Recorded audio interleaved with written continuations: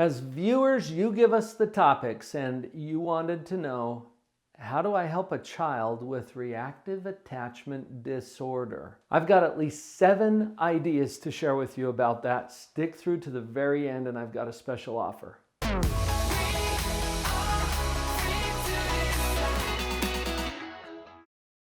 Reactive attachment disorder is something that you may or may not know about already. Most parents who are familiar with reactive attachment disorder have adopted children. And this is because reactive attachment disorder is most common in children who are adopted, who have an early history of neglect or failure to attach to a primary caregiver, some kind of other childhood trauma, abuse, or neglect. This causes some very problematic things to happen in that child's development. It's so important for children to get a healthy attachment, especially to their primary caregiver, but also to others who are important in their life. And when that's missing in the earliest stages of development, children sometimes don't learn to make the kinds of connections that are going to help them as they move through their life. Children need to know, for example, that when they are distressed,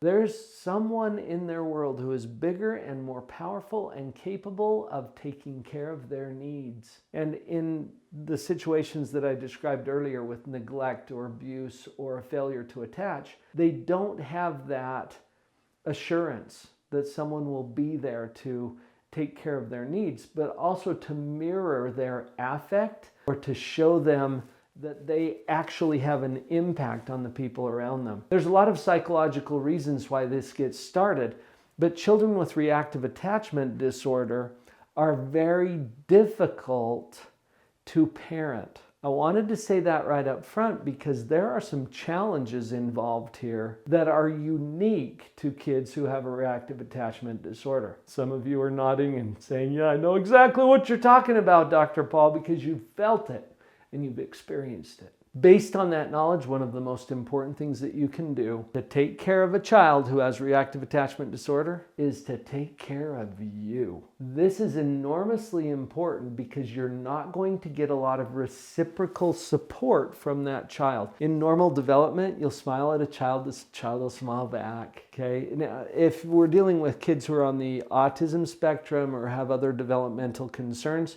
that's not always true for all cases, but in most cases, there's some give and take, there's some feedback. And socially, the relationship that you have with your child is very reinforcing to you as a parent.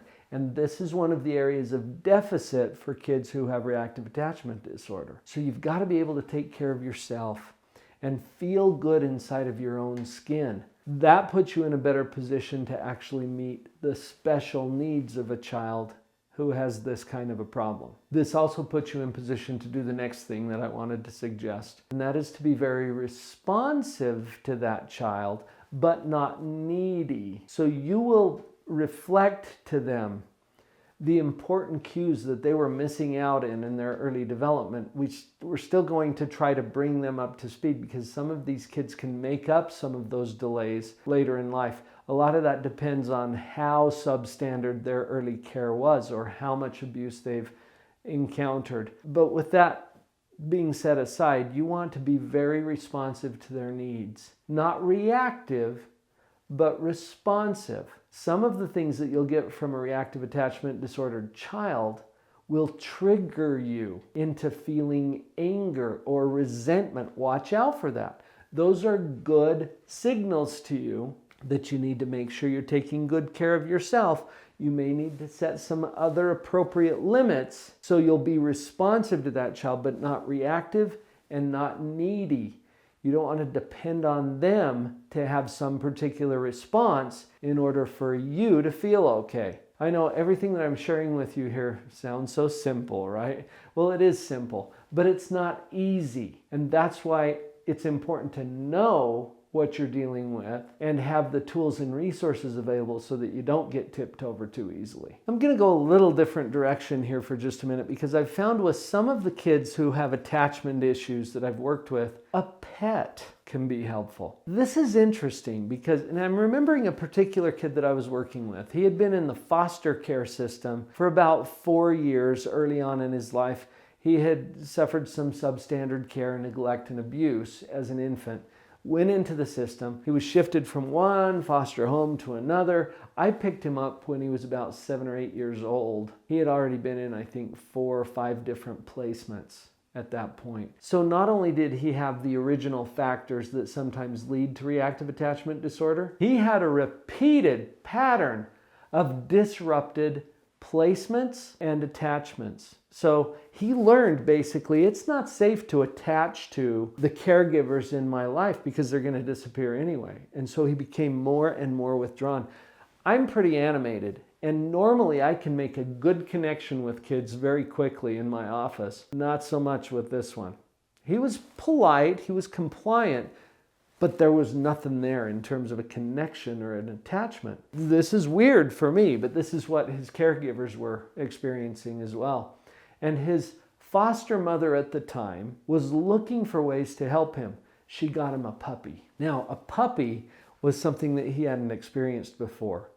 And he didn't associate the same risks with having a relationship with a puppy as he did with having a relationship with an adult or a caregiver in his life. So he quickly attached to this little puppy. And it gave him an opportunity to experience some of the things that he was missing out on in his human communications and interactions with this little pet that he also had some responsibility for. And he was starting to learn some things about what it takes to interact with another being on the planet, even if it wasn't a human. Well, we were able to build on that and help him to develop some other attachment skills as a result of his working with the puppy. So I thought maybe that would be worth consideration for you as you think about your options. Now, I chuckled a little bit as I was setting up this particular episode because how do you help a child with reactive attachment disorder? What if we just delete the end of that sentence? How do you help a child? Period. Any child. There are principles that are consistent no matter what that child is dealing with. And the research over the years has been more consistent in this area than any other area I can think about in psychology. Children need 2 things to be stable and healthy and well adjusted. Do you know what they are? The first one is love. And your job as a parent is to love them no matter what and even if. I hope if you're a frequent viewer of this channel that you said that right along with me, because we got to just get that into our head. Our job is to love them no matter what and even if. Even if they don't attach to us, yes, maybe especially then.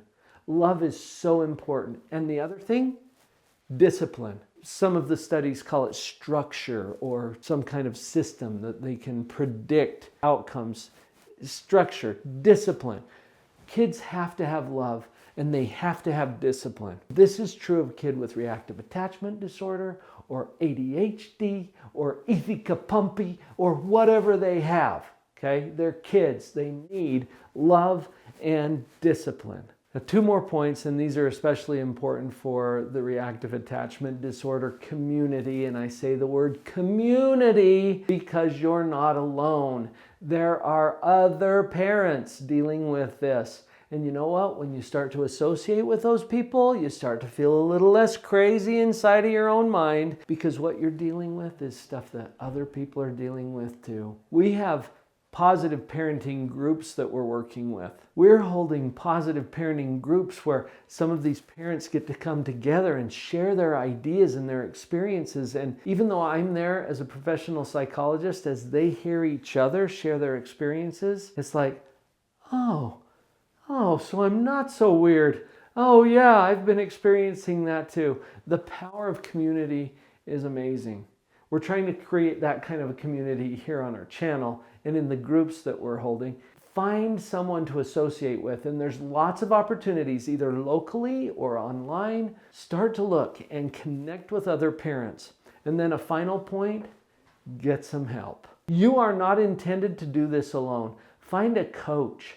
Find a counselor, find a therapist, someone that you can talk to keep yourself on the level psychologically, because this is a challenging task and you don't have to do it all alone. We've got other videos here on the playlist that you can also connect to. Check out the Positive Parenting playlist. Queue up the next video to watch, because we're trying to provide those kinds of resources to you on a regular basis here. Are you feeling like you could use even more help than these videos? I mentioned a few resources during the video that you might find absolutely powerful, and the place to start would be a free breakthrough call with a member of our coaching team. It might even be me. Click on the link down below, drpauljenkins.com/breakthrough call. It's a free call. We'll be able to connect directly with you and help get you hooked up with some powerful resources. Get on a call. I could be color unknown, and then I tell how to look into my eyes and never let it go.